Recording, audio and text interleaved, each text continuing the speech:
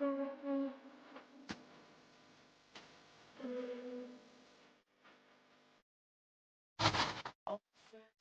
આવી ગયા છે ખાટુ શ્યામ, રાજસ્થાનની અંદર છે, જયપુરની બાજુમાં.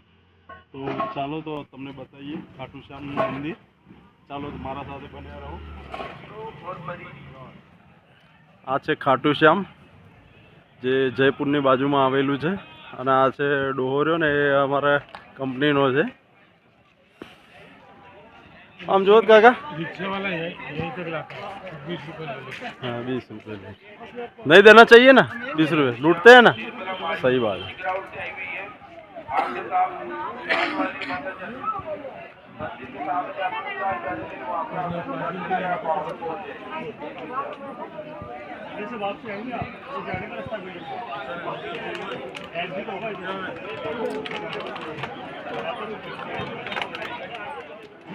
પાર્કિંગ થી આ જગ્યાનું જે મંદિર તરફ જવાનો રસ્તો છે, મિનિમમ 1 થી 1.5 કિલોમીટરનો છે.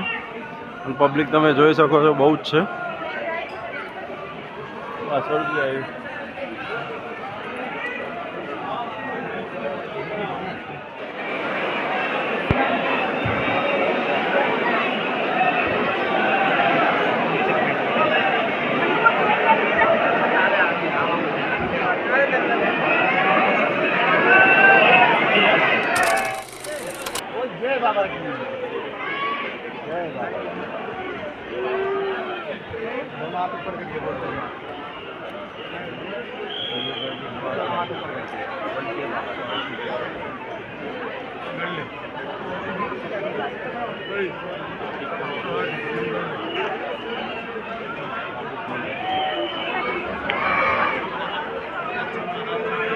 अंदर का फोटो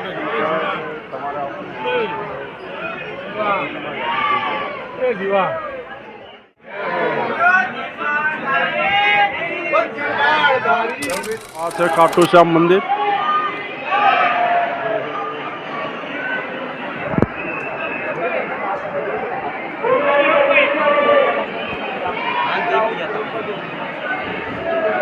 बाय गाइड.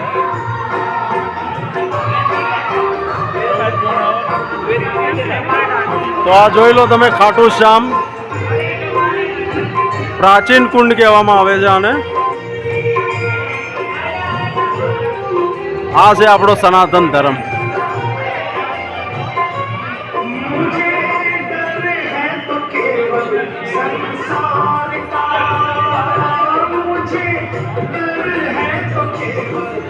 આ છે ખાટુ શ્યામ કુંડ કહેવાય છે આને. અને આ બહુ પ્રાચીન છે. વૈજ્ઞાનિકો આવીને જતા રહ્યા, પણ હજી સુધી એનું આજ સુધી પાણી નથી ઓછું થતું કે નથી પ્લસ થતું. જોઈ શકો છો પબ્લિક આવી રહી છે.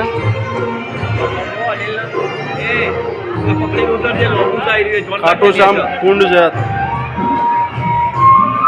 ઓકે ગાઈડ્સ, મળીએ આપણે બીજા લોકેશન ઉપર.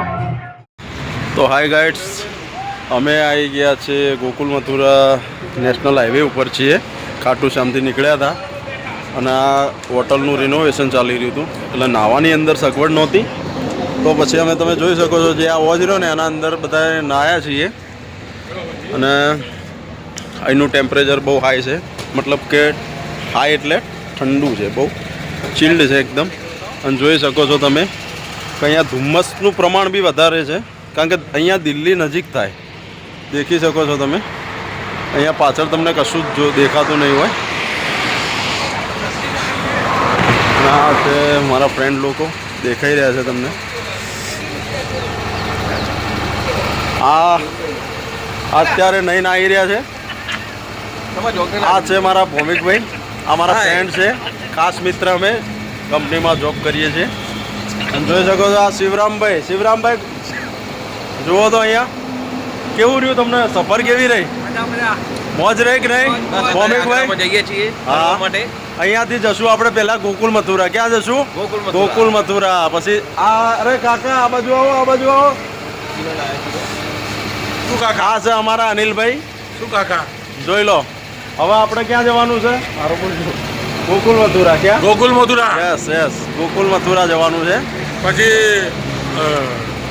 બોલો બોલો બોલો. આગ્રા. હા આગ્રા.